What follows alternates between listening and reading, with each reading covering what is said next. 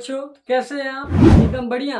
आज हम पढ़ने वाले बेटा कक्षा 9वीं अध्याय 6 रेखाएं और कोण। आज हम पढ़ने वाले नया अध्याय स्टार्ट करने वाले बेटा अध्याय 6 जिसका नाम है रेखाएं और कोण, लाइंस एंड एंगल्स। इस चैप्टर्स में हम पढ़ने वाले बेटा बेसिक में जैसे रेखाएं क्या हैं, रेखाओं को समझेंगे, रेखाखंड क्या है, किरण क्या है, ठीक है, कोण क्या है, ये सारी बातें हम आज आगे वीडियो में करने वाले हैं। तो स्टार्ट करते बेटा आज की क्लास। पहला जो हमारा हम इसका बेसिक आज के इस लेक्चर्स में हम पढ़ेंगे इस चैप्टर से संबंधित पूरा बेसिक, इस चैप्टर की क्या प्रस्तावना है, क्या परिचय है, किन किन मुख्य बिंदुओं को हमें पढ़ना है, वो सारी बातें हम इस वीडियो में करेंगे आज। और आज का इस वीडियो हमारा सिर्फ प्रस्तावना पर बेस्ड रहेगा। जो इस चैप्टर का बेसिक है वो सारा बेसिक हम इसमें कंप्लीट करेंगे। फिर नेक्स्ट वीडियो से हम स्टार्ट करेंगे बेटा एक्सरसाइज प्रश्नावली 6.1, 6.2 और 6.3 जो भी रहेंगी वो सारी प्रश्नावली हम सॉल्व करेंगे। चलिए तो स्टार्ट करते हैं बेटा। पहला जैसे हमें इसका रेखा और कोण में आप देखेंगे रेखाएं क्या होती हैं, आखिर ये पता होना चाहिए हमें रेखाएं क्या होती हैं। जरा समझेंगे रेखाएं क्या होती है बेटा। रेखाएं आखिर क्या होती है, रेखाएं या रेखा भी बोल सकती हो कि रेखाएं या रेखा क्या होती है। तो समझिए बेटा रेखा क्या होती है, मैं समझा रहा हूँ आपको। ऐसे एक आकृति देखोगे आप, ये आकृति बनी है तो ये क्या रेखा है, क्या है बेटा, एक रेखा है, क्या है, एक रेखा है। आप देख रहे हो कि रेखा को दोनों तरफ अपरिमित रूप से बढ़ाया जा सकता है।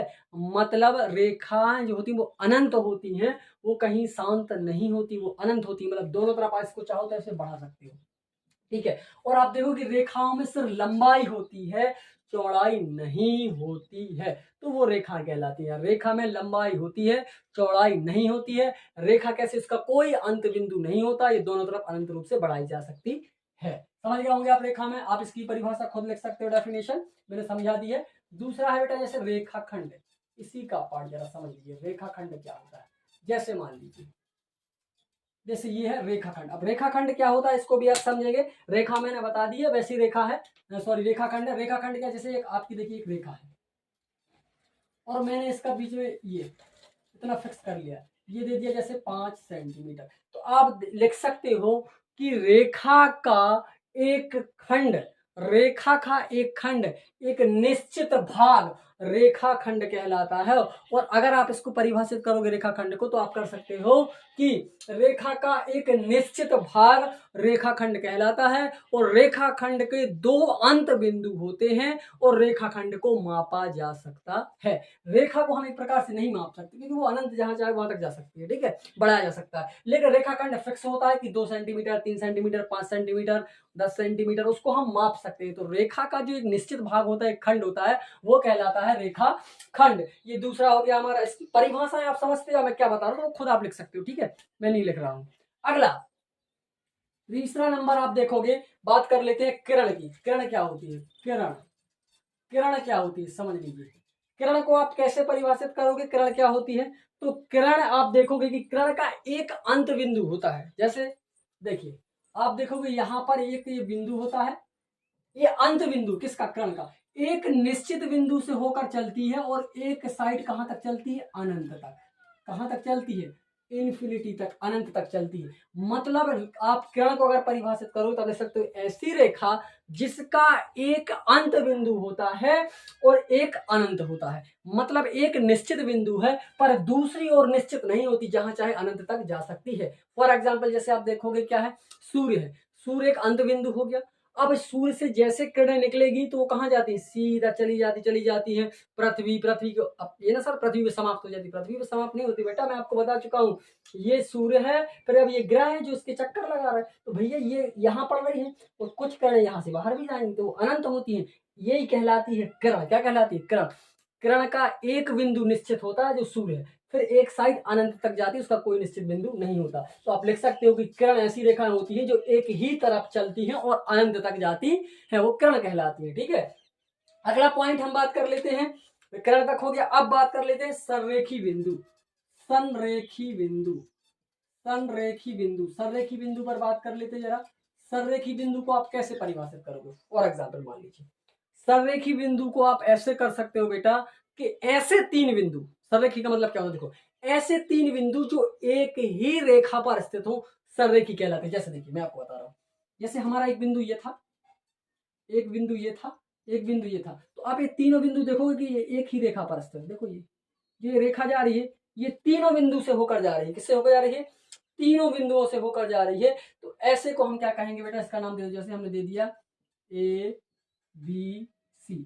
तो ऐसी रेखा या ऐसे तीन बिंदु जो एक ही रेखा पर स्थित होते हैं संरेखी बिंदु कहलाते हैं। समझ गया ना आप? मैं बता रहा हूं, परिभाषा में आपको बताता जा रहा हूं, लिख नहीं रहा हूं यहाँ पे, आप उनको समझ लीजिए। आप चाहो तो फिर लिख भी सकते थे, मैंने समझा दिया। रेखाएं क्या होती हैं? रेखाओं में सिर्फ लंबाई होती है, चौड़ाई नहीं होती, वो दोनों तरफ अनंत रूप से बढ़ाई जा सकती है। दूसरा मैंने क्या बताया? रेखाखंड। रेखाखंड क्या है? एक रेखा का एक निश्चित भाग, एक निश्चित खंड जिसे मापा जा सकता है, रेखाखंड कहलाता है। दूसरा मैंने क्या बताया? किरण।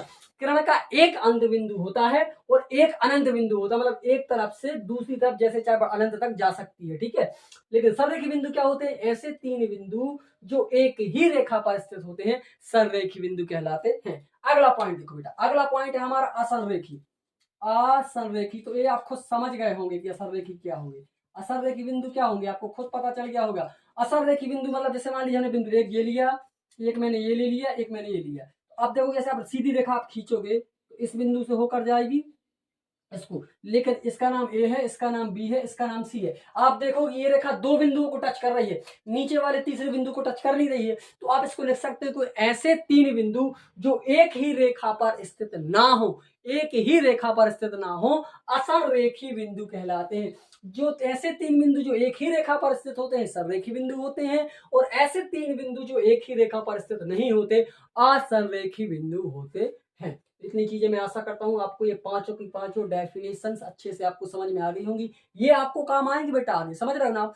ये पूरा बेसिक आपको जब प्रश्नावली आप सॉल्व करोगे 6.1 6.2, तो ये सारी चीजें आपको काम आएंगी। तो ये मैंने रेखाएं, रेखाखंड, किरण, संरेखी और संरेखी बिंदु समझा दिया और आशा करता हूँ कि आपको समझ में आया होगा। अगले पॉइंट पर हम चलते हैं, 6वां नंबर। असंरेखी के बाद कोण की बात कर लेते हैं। कोण आपको पता होगा कोण क्या होता है, इसकी डेफिनेशन मैं बता दे रहा हूँ। कोण क्या होता है? कोण को हम इंग्लिश में बोलते हैं रेखाखंड। आप चाहो तो रेखा को बोलते हैं इंग्लिश में लाइन, रेखाओं को लाइंस, रेखाखंड को line segment, line segment, and किरण को बोलते हैं रे। संरेखी बिंदु और असंरेखी बिंदु ये थोड़ा मुझे पता नहीं है। एंगल्स, कोण को बोलते हैं एंगल, ठीक है, क्या बोलते हैं? एंगल। अब आप देखोगे कोण किसे कहते हैं, तो आप लिख सकते हो कि जहां पर दो रेखाएं आपस में मिलती, जैसे एक रेखा ये आ रही थी और एक रेखा यहां से आके ये मिल गई, तो जहां पर दो रेखाएं आपस में मिलती हैं और यहाँ पर जो ये निर्माण हो रहा है ये कहलाता है कोण। क्या कहलाता है? कोण। जब दो रेखाएं मिलती हैं आपस में, जहां पर जिस बिंदु पर दो रेखाएं आपस में आकर मिलती हैं वहां पर कोण का निर्माण होता है। समझ गए बेटा कोण? अब कोण में अगला पॉइंट और हम समझा दें आपको, 7वां नंबर क्या होता है। ये कोण तक तो आप समझ गए होंगे। अब कोण के प्रकार थोड़ी रेखाएं और समझा दें हम आपको। फिर कोण में अगला नंबर जैसे होगा प्रतिच्छेदी रेखाएं। प्रतिच्छेदी रेखा, तो प्रतिच्छेदी रेखाएं क्या होती है? प्रतिच्छेदी रेखाओं को हम बोलते हैं इंटरसेक्टिंग लाइन। इंटरसेक्टिंग लाइन है ना, इंटरसेक्टिंग लाइन, इंटरसेक्टिंग लाइन, ठीक है। इंटरसेक्टिंग लाइन क्या होती है बेटा? ऐसी दो रेखाएं जो एक दूसरे को काटती हैं, या ऐसी दो रेखाएं जो किसी एक बिंदु पर आपस में मिलती हैं प्रतिच्छेदी रेखाएं कहलाती। जैसे फॉर एग्जांपल मैं आपको बता रहा हूं, जैसे एक हमारी रेखा ये जा रही थी, एक रेखा ये जा रही थी, हमारी जा रही थी, एक दूसरी रेखा यहां से आती है और इसको यहां से काट देती है। कहां मिल रही? दोनों इस पॉइंट पे मिल रही ना, यहाँ। तो ये कहलाता है बेटा प्रतिच्छेदी बिंदु। क्या कहलाता है? प्रतिच्छेदी बिंदु। जबकि ये दोनों रेखाएं क्या कहलाएंगी? प्रतिच्छेदी रेखाएं। ऐसी रेखाएं जो एक दूसरे को किसी बिंदु पर काटती हैं, या ऐसी दो रेखाएं जो किसी एक बिंदु पर मिलती हैं, प्रतिच्छेद करती हैं या काटती हैं, तो इन रेखाओं को हम बोलते हैं बेटा प्रतिच्छेदी रेखाएं। क्या बोलते हैं? प्रतिच्छेदी रेखाएं। अगली बात आ जाती है अप्रतिच्छेदी रेखा। 8वां नंबर है अप्रतिच्छेदी रेखा। अप्रतिच्छेदी रेखा, अप्रतिच्छेदी रेखा, और इसको हम बोल सकते हैं समांतर रेखा भी बोलते हैं। क्या बोलते हैं? समांतर रेखा भी बोल सकते हैं। Intersecting line and parallel line, इसको इंग्लिश में बोलेंगे हम पैरेलल लाइन, पैरेलल लाइंस, है ना। प्रतिच्छेदी रेखा इंटरसेक्टिंग लाइंस, है ना। अप्रतिच्छेदी रेखा पैरेलल लाइंस। अप्रतिच्छेदी को अब क्या है? प्रतिच्छेदी का उल्टा है, ऐसी दो रेखाएं जो आपस में कभी नहीं मिलती। फॉर एग्जाम्पल दिस, ये ऐसी रेखाएं जिनके बीच में देखो समान अंतर हो। ऐसी दो रेखा देखो इनके बीच में बिल्कुल समान अंतर है, जितना यहाँ इतना यहाँ है। तो ऐसी दो रेखाएं जिनके बीच में समान अंतर हो अप्रतिच्छेदी रेखाएं कहलाती है। ऐसी दो रेखाएं जो आपस में कभी नहीं मिलती, ना एक दूसरे को काटती हैं, ना एक दूसरे को प्रतिच्छेदित करती हैं, तो ऐसी दो रेखाओं को हम बोलते हैं बेटा अप्रतिच्छेदी रेखा या समांतर रेखा। जैसे इसका नाम दे दिया हम L, इसका नाम दे दिया हमने M, इसको आप दर्शित करोगे आप L समांतर है M, ठीक है। और ये क्या है N, इसका नाम देते हैं हम A और B, तो क्या है ये प्रतिच्छेदी रेखा। यहाँ पर ये दोनों काट रही है, एक दूसरे को काट रही है, तो ये प्रतिच्छेदी रेखा, ये कहीं एक दूसरे से नहीं मिल रही है, इसलिए ये अप्रतिच्छेदी रेखाएं होती हैं। आप समझ गए होंगे सारी बात है जो मैंने आपको समझाई है, ठीक है। अब बात कर लेते हैं बेटा हम कोणों की जरा, ये प्रतिच्छेदी और प्रतिच्छेदी होगी, इतना आप समझ गए होंगे, आप इसका स्क्रीनशॉट ले लीजिए। फिर हम बात करते हैं आगे और नेक्स्ट पेज पर चलते हैं। चलिए अब बात कर लेते हैं कोण पर, कोण के प्रकार पर, ठीक है। कोणों के प्रकार की बात कर लेते हैं बेटा। अगला पॉइंट है हमारा कोण के प्रकार या कोणों के प्रकार। कोणों के प्रकार, अब कोणों के प्रकार पर आप देखोगे कि कौन कौन से प्रकार के कोण हम पढ़ते हैं। पहला प्रकार आपने पढ़ा होगा बेटा न्यून कोण, पढ़ा है क्या? न्यून कोण। तो न्यून कोण क्या होता है, कैसे इसको परिभाषित करते हैं, तो आप देखोगे कि ऐसा कोण बेटा जिसकी माप, आप लिख सकते हो कि ऐसा कोण जिसकी माप 0 डिग्री से अधिक है लेकिन 90 डिग्री से कम होती है, वो कहलाते हैं न्यून कोण। मतलब ऐसा कोण की इसकी माप 1 2 3 4 5 6 7 8 9 89 तक हो, तो वो कहलाते हैं न्यून कोण। और 90 पे अलग परिभाषा होती है, 90 से ज्यादा पर अलग परिभाषा हो जाती है।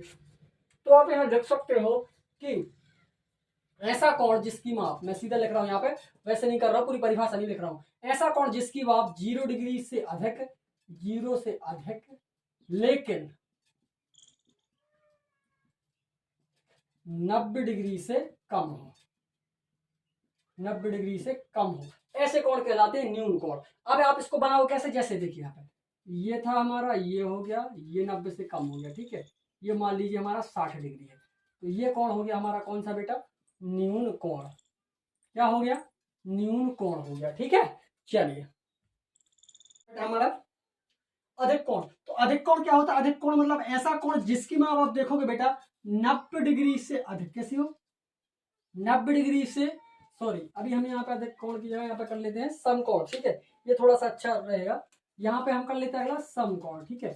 समकोण, समकोण मतलब ऐसा कोण बेटा जिसकी माप क्या हो, 90 डिग्री हो, ऐसा कोण जिसकी माप हो 90 डिग्री, कितनी हो, 90 डिग्री। जैसे ये बिल्कुल सीधा जो कोण रहता है ये 90 डिग्री का बनता है, कितने का बनता है बेटा, 90 डिग्री का।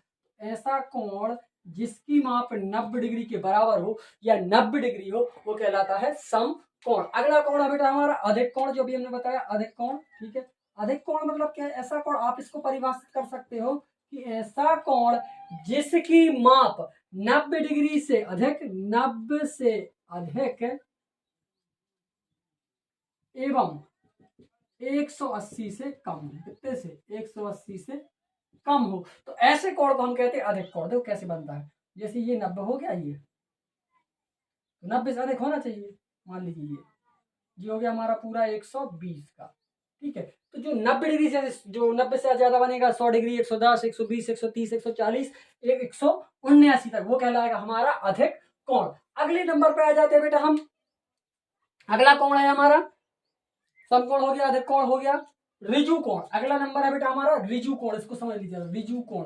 ऋजु कोण कैसा होता है, ऋजु कोण को आप परिभाषित कर सकते हो कि ऐसा कोण जो सरल रेखा पर बनता है या सरल रेखा पर बना हुआ कोण ऋजु कोण कहलाता है। जैसे ये सरल रेखा, देखिए ये सरल रेखा है, ठीक है। तो ये कोण बन रहा है जो सीधा, वो कितने का बनेगा, 180 डिग्री का। तो आप लिख सकते हो कि ऐसा कोण जिसकी माप 180 डिग्री होती है ऋजु कोण कहलाता है, या ऐसा कोण जो सरल रेखा पर बना हुआ होता है, मतलब सीधी या सरल रेखा पर बना होता है, वो कहलाता है ऋजु कोण, ठीक है। ऋजु कोण भी आप समझ गए होंगे। अगला नंबर हम आपको समझाने वाले हैं, ऋजु कोण हो गया हमारा, एक तो हो गया न्यून कोण, समकोण, अधिक कोण, ऋजु कोण। अगला 5वां नंबर हम पढ़ने वाले हैं बेटा प्रतिवर्ती कोण। क्या पढ़ने वाले हैं, प्रतिवर्ती कोण। अब प्रतिवर्ती कोण जरा समझ लीजिए क्या होता है। प्रतिवर्ती कोण ऐसा कोण जिसकी माप 180 से अधिक, कैसा हो, 180 से अधिक, आप लिख सकते हो ऐसा कोण जिसकी माप 180 से अधिक एवं 360 से कम हो, ऐसा कोण जिसकी माप 180 से अधिक जबकि 360 से कम हो प्रतिवर्ती कोण कहलाता है। फॉर एग्जाम्पल जैसे देखिए ये हमारा कितना, जैसे ये बना कोण आप देखोगे, ये सीधा कोण आपको पता कितना कहलाता है बेटा, 180 कहलाता है। और अगर ये कोण इनका 180 से अधिक, तो मान लीजिए हमारा कोण ये इधर आ गया इधर, तो ये वाला कोण जो ये बना है, मान लीजिए ये बना हमारा 180, ये बना 220 का, कितने का बना 220 का, तो ये कहलाएगा बेटा हमारा प्रतिवर्ती कोण। थोड़ा सा उल्टा, यहाँ नहीं बनता है प्रतिवर्ती कोण, यहाँ बनता है, ये 360 से कम रहता है, इतना कम रहता है, ठीक है, समझ गया। टोटल जो पूरा कोण बनता है 360 का आधा कर दो तो 180 का हो जाता है, ठीक है, और 180 से थोड़ा ऐसा कर दो, मतलब ये वाला कोण इतना, इतनी जगह कवर करेगा जो कहलाएगा हमारा प्रतिवर्ती कोण। तो ऐसा कोण जिसकी माप 180 से अधिक हो एवं 360 से कम हो प्रतिवर्ती कोण कहलाता है। ये कोण हो गया। अगला नंबर हम समझ लेते जरा, ये 5वां हो गया हमारा। अगला नंबर हम आपको दे रहे 6वां, समझ लेते जरा पूरक कोण क्या है। पूरक, ठीक है, 6वां नंबर हो गया हमारा पूरक कोण। क्या बेटा, पूरक कोण। तो पूरक कोण किन्हें कहेंगे, आप लिख सकते हो ऐसे दो कोण जिनको जोड़ने पर, ऐसे दो कोण जिनको जोड़ने पर हमें योग 90 डिग्री मिले, या ऐसे दो कोण जिनको जोड़ने पर 90 डिग्री हो जाए उनका योग, ऐसे कोणों को हम पूरक कोण कहते हैं। जैसे देखो हमने लिखा बेटा, जैसे ये हमारा 90 डिग्री था, समझिए आप लोग, ठीक है, ध्यान से देखेंगे सभी लोग। जैसे ये था हमारा 90 डिग्री, ये कितने का कोण था, ये 90 का बन रहा है, कितने का बन रहा है, 90 डिग्री का बन रहा। अब हमने क्या किया है, इनको यहां से एक हमारी उभयनिष्ठ भुजा है, मान लो ये कोण 90 डिग्री का है, अब बीच में से एक रेखा गई ये, तो ये भी बन रहा है 45 का, और इतना ये भी बन रहा है 45 का, तो पूरा कोण आप देखोगे कितने का हो रहा है, 90 का। मतलब इस 45 को जोड़ोगे, इस 45 को जोड़ोगे तो टोटल कितने का हो जाएगा, 90 डिग्री का। तो ये एक दूसरे के पूरक कोण कहलाते हैं। ऐसे दो कोण जिनका योग 90 हो जाए, अक्सर 45, कुछ भी हो सकता है भैया, 45 की जरूरत नहीं। जैसे मान लो यहाँ पर ये 90 है। अब हमने एक कोण बना लिया, ये बना हमारा, ये बना हमारा 30 का, और ये बना हमारा 60 का। 60 और 30 कितना होगा, 6 3 90 होगा कि नहीं, दोनों को आप जोड़ोगे तो कितना हो जाएगा, 90 डिग्री। तो इन कोणों को हम कहेंगे बेटा पूरक कोण। तो ऐसे दो कोण जिनको जोड़ने पर हमें योग 90 डिग्री मिल जाए वो कहलाते हैं पूरक कोण। अब बात आती है लास्ट संपूरक कोण की। तो संपूरक कोण क्या होगा, आप समझ सकते हो संपूरक कोण क्या होगा।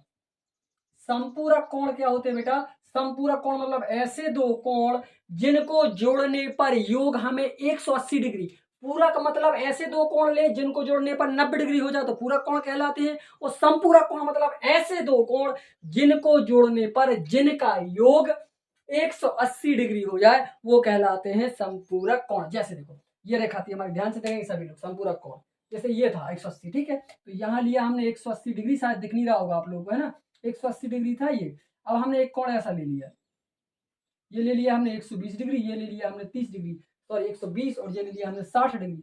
दोनों को अब ऐड करोगे तो कितना हो जाएगा, 180। जैसे ये 180 मैं यहाँ समझा रहा हूँ आपको, ठीक है, ये था, ये पूरा कितना है हमारा 180 डिग्री, ठीक है। तो हमने क्या बोला, ऐसे दो कोण जिनको जोड़ने पर 180 मिल जाए, तो मान लो इसको हमने दो भागों में विभाजित कर दिया।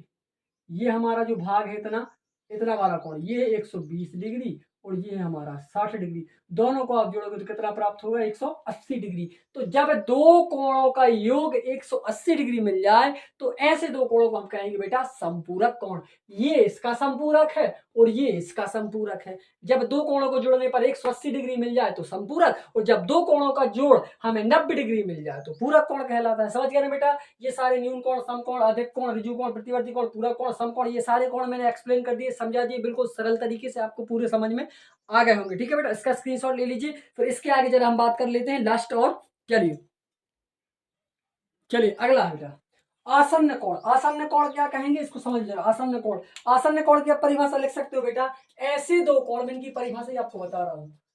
ऐसे दो कोण जिनके ऐसे दो कोण जिनके बीच में एक उभयनिष्ठ रेखा हो, एक उभयनिष्ठ रेखा हो, उसे आसन्न कोण कहते हैं। उन्हें आसन्न कोण कहते हैं। क्या कहते हैं, आसन्न कोण कहते हैं। आसन्न कोण कहते हैं, आसन्न कोण कहते हैं। अब आसन्न कोण कैसे, देखो जैसे फॉर एग्जांपल मैंने ये बना, देखो ये कोण है हमारा, ठीक है, और ये कोण है। तो आप देखोगे कि इनके बीच में ये वाला कोण बन रहा है, मान लो ये बन रहा है, ये बन रहा है 40 का, और ये बन रहा है, ये सॉरी, ये बन रहा है 50 डिग्री का, ये बन रहा है 50 डिग्री का, ये बन रहा है 40 डिग्री का। तो आप ये कोण 50 का है, इसमें भी ये रेखा उभयनिष्ठ है, और ये वाला जो कोण बन रहा है 40 वाला, इसमें भी ये रेखा उभयनिष्ठ है। तो जब बीच में जब एक रेखा उभयनिष्ठ होती है तो ऐसे कोणों को हम क्या कहते हैं भैया, आसन्न कोण कहते हैं।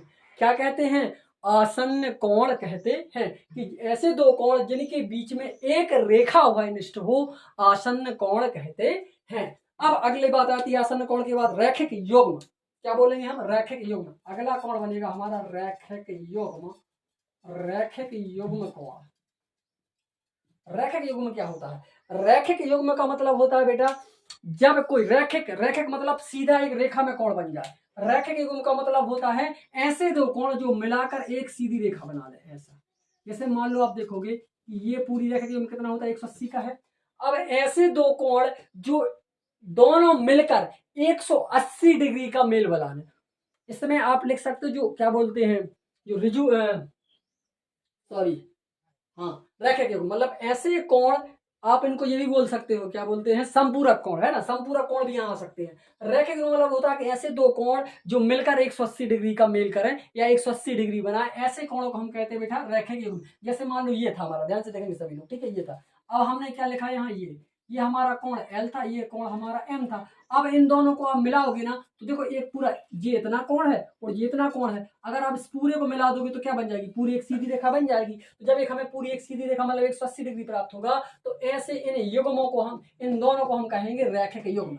मतलब जब ये दोनों कोण मिलकर, ये इन दोनों का युग्म मिलकर 180 डिग्री बना रहा है, एक सीधी रेखा बना रहा है, तो ऐसे हम इसे क्या कहेंगे बेटा, रैखिक युग्म कहेंगे। लास्ट बात और समझो, बहुत ही इंपॉर्टेंट और बहुत ही सरल भी है, शीर्षाभिमुख कोण।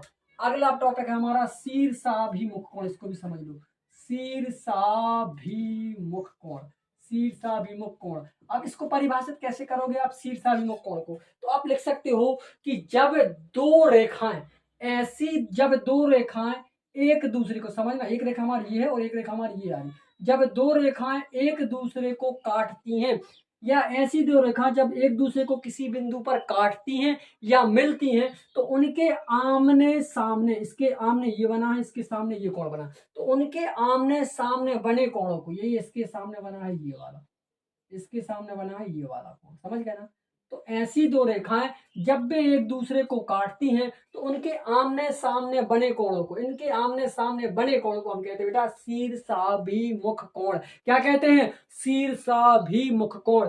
ऐसे जब दो रेखाएं आपस में मिलती हैं या किसी बिंदु पर प्रतिच्छेद करती हैं या काटती हैं तो उनके आमने सामने बने कोणों को हम कहते हैं बेटा शीर्षा, ये इसका शीर्षाभिमुख कोण, ये इसका शीर्षाभिमुख कोण, ये दूसरे की शीर्षाभिमुख कोण होंगे। समझ गया ना बेटा। इसी के साथ इस चैप्टर का जो क्या बोलते हैं, हमारा एक चीज और समझ लीजिए, जैसे दो रेखाएं हैं हमारे यहाँ, समांतर रेखाएं, ये जब दो रेखाएं समांतर रेखाएं ऐसी, उसमें कोई तीसरी रेखा आकर ऐसे काटती जाती है तो उनमें कुछ कोणों का निर्माण होता है, जैसे एक ये कोण है और एक ये कोण है, एक ये कोण है, एक ये कोण है। तो इन कोणों को समझना जरा, इन कोणों को, अब जैसे एक कोण ये बना है और एक कोण ये बना, तो ये कहलाता है एकांतर कोण। क्या कहलाते हैं बेटा, एकांतर कोण। इस चीज को भी समझ लो, ये कहलाते हैं एकांतर कोण। विपरीत भाई, ये क्या कहलाएंगे, एकांतर कोण कहलाएंगे। इस चीज को समझ लो, क्या कहलाएंगे बेटा, एकांतर कोण कहलाएंगे। जब ये साथ साथ में तो ये आसन्न कोण कहलाते हैं, क्योंकि इनमें एक ही भुजा कॉमन है, ठीक है। तो ये जैसे एक यहाँ बना और एक विपरीत दिशा में यहाँ बना है, तो इन दोनों को हम क्या कहेंगे बेटा, एकांतर कोण। और अब यहाँ एक कोण और बन जाए तो ये हो जाएगा रैखिक युग्म। क्या हो जाएगा, रैखिक युग्म हो जाएगा। इस चीज को समझ लो। शीर्षाभिमुख कोण, जब दो रेखा एक दूसरे को काटती है तो इनके आमने सामने बनी कोणों को हम क्या कहते हैं, शीर्षाभिमुख कोण कहते हैं। जबकि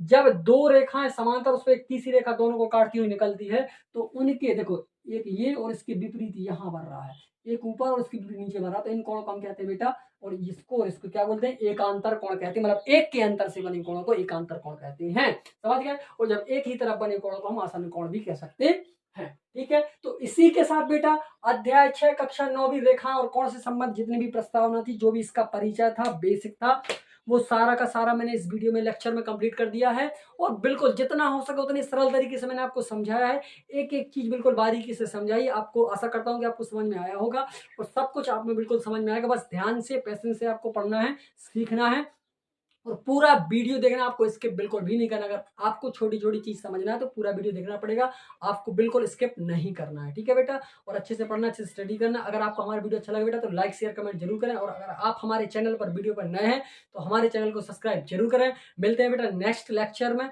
नेक्स्ट वीडियो में। तब तक के लिए धन्यवाद।